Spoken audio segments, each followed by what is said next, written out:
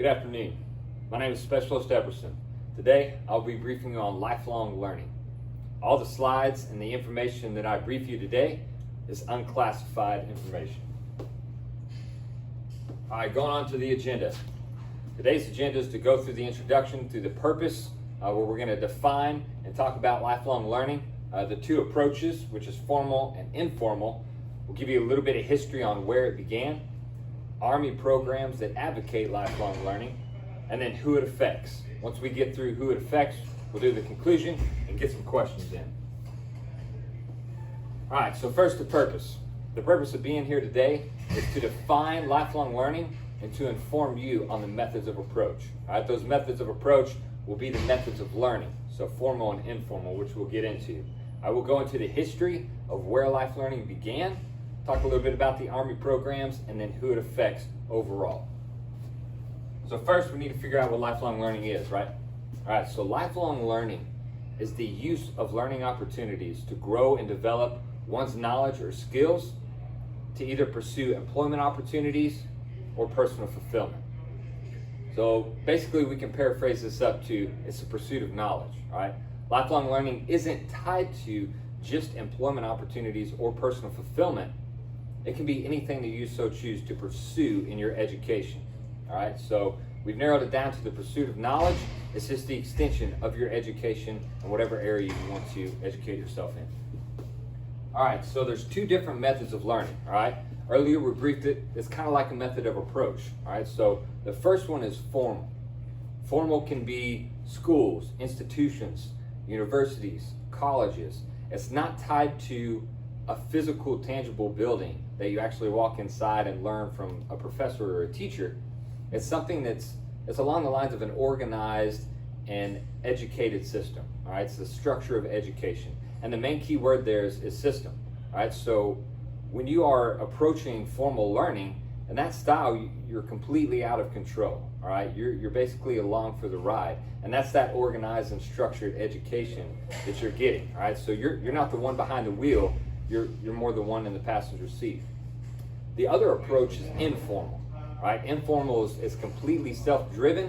It's experience-based, and it can have to do with having mentors, all right? So you can have someone coach you or train you.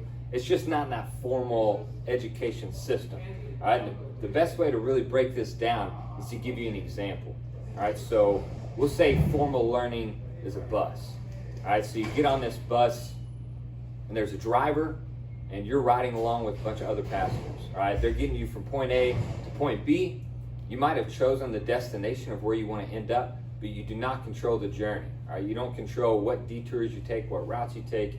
You don't control the pace. You're basically just kind of stuck in the bus, all right? So that's being tied to that system that we talked about, all right? That formal learning it's taking you out of the driver's seat and putting somebody else there, all right? So on the other half, there's informal learning, all right? So informal learning, we'll say, is more like jumping on a motorcycle, all right? You get on this motorcycle, you pick the destination, you pick the routes you want to take. If you want to stop at a rest stop and take a break because you just too much information, that's all right, you can do that. Because essentially in informal learning, you are the one behind the wheel, all right? So you make the decisions, you choose how fast or how slow that you want to learn, all right? So moving on from this, we're going to talk about where it all began.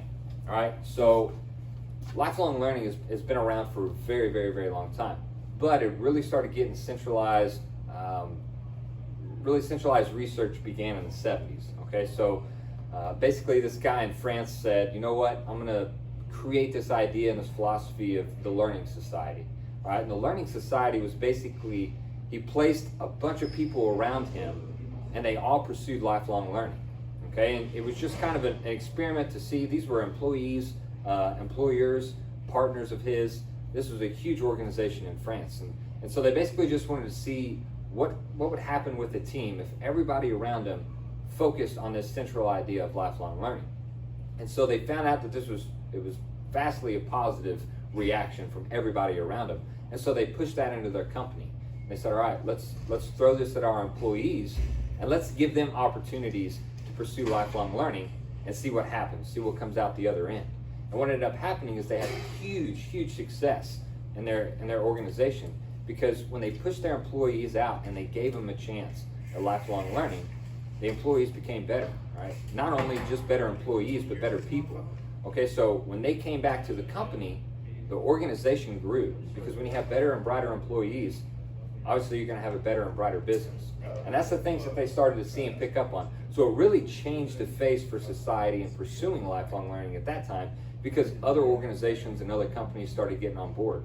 You know, they realized, hey, these guys here are onto something, because their organization is growing. Maybe we should start kind of pushing our employees to do the same thing. And what that did was kind of eventually folded over into the Army. All right, so we work for a company, a little bit bigger organization, but we have things called Army programs, right? The Army is a huge advocate for lifelong learning, okay? And there's just a couple programs that I'm going to talk about briefly. Obviously, the amount of Army programs that are out there are insane, but we're going to talk about the Career Skills Program first, okay? What they do is they take a soldier and they basically just let that soldier dive into lifelong learning, okay? They take them through an apprenticeship or a trade school. They get them a certification, so that way when that soldier gets out of the Army, they're set up for the workforce, all right? And that's not just, you know, we talked about apprenticeships and tradeships, well, internships as well. It's not just a particular program that happens for 6 weeks and then it's over and you never learn anything ever again. Those certifications, but more importantly, that knowledge sticks with that soldier for the rest of their life. And so that's part of lifelong learning, right? They are pursuing education so they can grow and develop. Another really popular one is the post 9/11 GI Bill. Okay, that's something that we actually see is implemented while the soldier is in service, okay, or the soldier's family member. So with that, it's a really different, unique aspect, because it gives the soldier a chance to pursue lifelong learning while they're still in uniform and while they're still active duty, while they're still in a unit, constantly doing day-to-day work. So it's obviously pretty important when the Army says, you know what, yeah, we'll let go of you just a little bit. You know, we'll have a little bit more leeway with you and really send you the money that you need to get the education that you want. Because like we talked about earlier in France with the organizations, they grew when the employees grew, right? So as a soldier, when you push that education onto a soldier, the soldier grows. And when they come back, they affect the organization. They make a better Army. They make a better influence, okay? And so with military schools is also a really big one. That's something that we see here at Fort Benning, especially, you know, with Ranger School, even going out to Pathfinder School. There's a ton of schools in the military, airborne, air assault. The list goes on and on and on. But people think that when they end that course, or when they end that school, that's it. You know, they come back to the unit, they might get a new patch on their chest, maybe one on the shoulder, and then that's it. That's where the education stopped. But those experiences really, really stick with you, and that's lifelong learning. That's the pursuit for education to live on past what you're doing. All right, so with that, we'll talk about who it affects.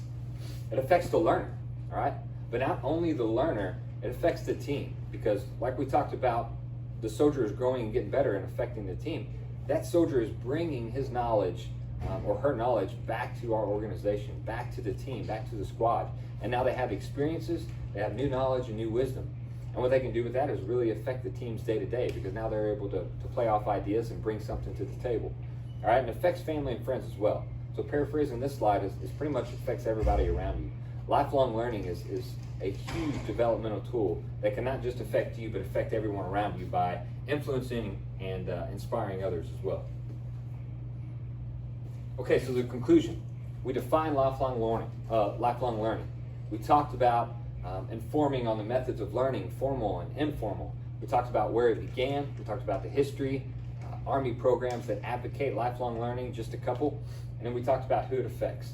And since we were talking about Army programs, also I'll be sticking around a little bit after class. If anybody has any questions on Army programs, I'd love to point you in the right direction. All right, that concludes my slide. Do we have any questions? All right, I have 2 questions for us. All right, 2 questions for the class here. All right, how can lifelong learning affect leadership? All right, I'm summarizing that answer. I'm pushing it back to you. All right, last question. How can someone approach lifelong learning? Absolutely. Summarizing that answer, pushing it back to you. Thank you so much for attending this brief today. Have a good one.